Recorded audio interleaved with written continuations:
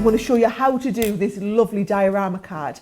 Now, diorama cards are actually really, really easy to do, and they show a scene fabulously well. I'm actually going to take it on a step further from this as well and layer up this diorama at the front. So let me just show you how we're going to start. I'm going to get that die. Oh, you stay up there. There we go. If I get that die and show you, you'll see it's again, the double-sided die, so you've got two different scenes. Now, one side, ignore the tree in the middle, because it is this fabulous outer shape here, which gives you these lovely snowflakes cutting into an aperture. The other side has that gorgeous Christmas tree, so that it's going to cut the Christmas tree detail. So I'm going to cut the Christmas tree into the blue cardstock here, so it's just the matte mirror card we do, and then those lovely snowflakes I'm going to cut into the white, just some plain white card here. Because these snowflakes are quite intricate, what I'm going to do is I'm going to sandwich the die in between the two layers, and I'm going to put this onto, so the white card's going onto my metal plate. So that's just going to, this isn't too intricate, so it won't need any extra shim to cut. The other side might, and then I'm going to put my blue there, but make sure it's always going face down against the die. Once you've got that, that sandwiches in between your two double-sided cutting plates. Now, really important, if you don't have double-sided cutting plates, you need to get them, because the double-sided dies need the depth of those double-sided cutting plates. And then you don't need any other plates, they just go inside your two outer plates here. Right, so that's the sandwich that you need, and you send it through. Now I'm using the junior double-sided cutting plate through the junior machine.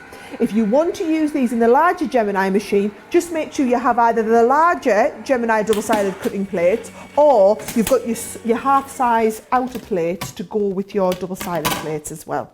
So definitely worth getting a set of those if you don't have already. Now, when I open this up, here we go.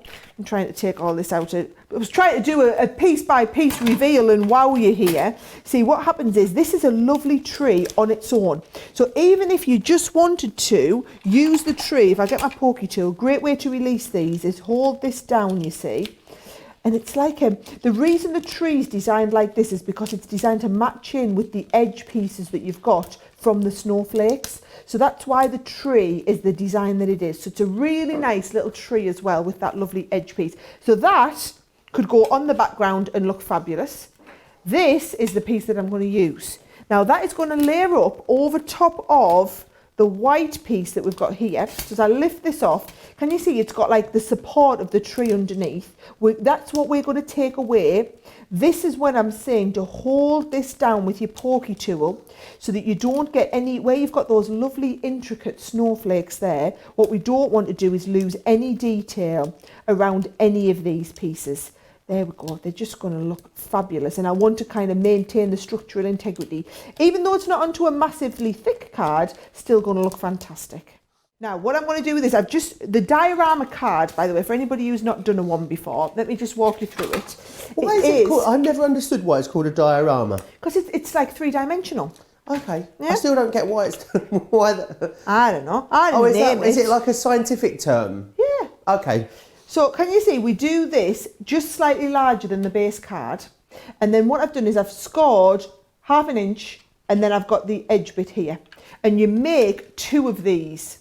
And what happens is you have two back to back. So I've got my two, but I've actually then die cut one of these out of the front so that it cuts me the perfect aperture shape in here. And then all I'm doing is I'm putting a little bit of acetate into the aperture. You don't have to, the card would have enough structure on its own, but I think they look really, really nice with the acetate behind there as well. Just gives it a little bit more strength. So that goes into the back there, sticks down perfectly, all right?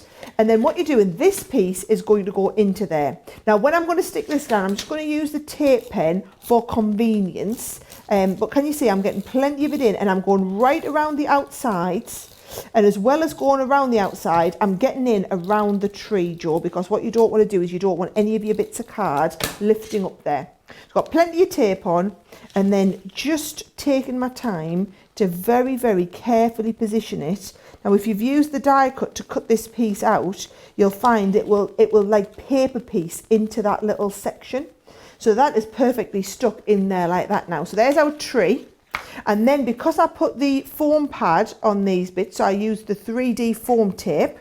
And then all I'm going to do is release these off and I'm going to get that lovely dimension of the frame lifted up around. So did you notice when I was putting the tape down, I was very careful, Jo, not to get it behind any of the snowflakes that we've got, right?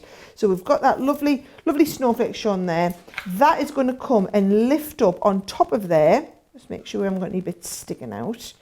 And I'm just lining that up perfectly. I do think with that bit of dimension, it just adds all the difference there with your shaker foam tape. Now, here's the thing, right? There's the front of the diorama card. I was just going to put a little bit of this silver inside. However, I think I might colour tint this a little bit because you can use your Harmony water reactive inks. So I'm going to come in and get a couple of the deep shades. So I've got some Midnight, and also I've got some Parakeet. There we go. So I'm going to use a little bit of Midnight and a bit of Parakeet. And I'm just going to do a little bit of colour into the... Oh, yes. Can you see? It's nice and subtle. Are you putting it on the die? Putting it... No, this is just some glitter card. Oh, sorry, it looked like I thought that was the die. He was getting all excited. I was like, oh, is this a new technique? This is a new technique I've never seen before. How have I missed this one? So all I'm doing is just give it just a very subtle, can you see, little tinge of colour. There's just a little bit of a hint of colour. What would work really well as well if you want a more intensive colour is your tri-blend pens or your Spectrum Noir alcohol pens. In fact, do you want me to show you? Let's have a look. Let's go for it. So can you see now? There, this is going to show it off a lot more. There you go. You can see it was subtle, the card, but look at this when we use the darker blues on here. So I'm going to go the dark blue into a medium blue, and because these are your alcohol pens, they are all blendable. So can you see there? You haven't seen where one's ended and the next one's blended in there. So we've just ombreed straight down from one into the next. And then I'm going to go in with an even lighter shade and then bring that in as a bit of an ombre as well, Jo. Don't worry about getting ink on your, worry about getting on your hands, definitely. But don't worry about getting ink, the darker colour onto the lighter shade, because it will just saturate out there. Right. So fantastic, looking great. Is it fine? Is it all right to use the pens on glitter? A lot of people maybe not necessarily knowing they could use their alcohol markers on glitter. Yeah, absolutely. Straight fantastic. Under the card. I'm just going to try and find a nice light shade, even a blender, to blend that one right out there, Jo. So can you see I've got that ombre effect in the background? Now, when I put this on, you see you've got your lovely midnight blue behind the Christmas tree. Doesn't that look just a little bit more elevated and spectacular than just some regular glitter card? So a nice little tip there. You can use your water reactive ink pads, but if you want a really, really deep colour, then you're going to use some of your alcohol pens on there.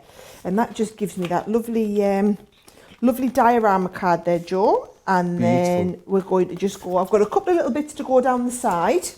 So just going to use the...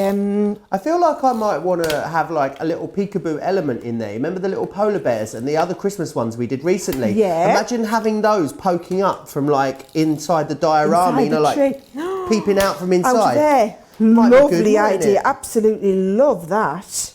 Let's have a little look. And then do you know all those little bits of snowflakes that I popped out? These ones here, all right? So if you've got your little snowflakes, what you can do is some little globules of 3D glue gel, and you're just going to pop them down here, little globules on, and then all I'm going to do is I'm going to bring in some of these little ones, and I've just added little gemstones in the centre, and it just gives them that little bit of a lift, doesn't it? Just finishes off. I always feel like they need something at the side, these. And then if you want, I think that looks quite good on its own. I've done a little bit of a sentiment. Oh, lovely. But actually, yeah, maybe we will put the sentiment on there then. Right, we'll get that sentiment on just across the corner there. And that just finishes it off perfectly.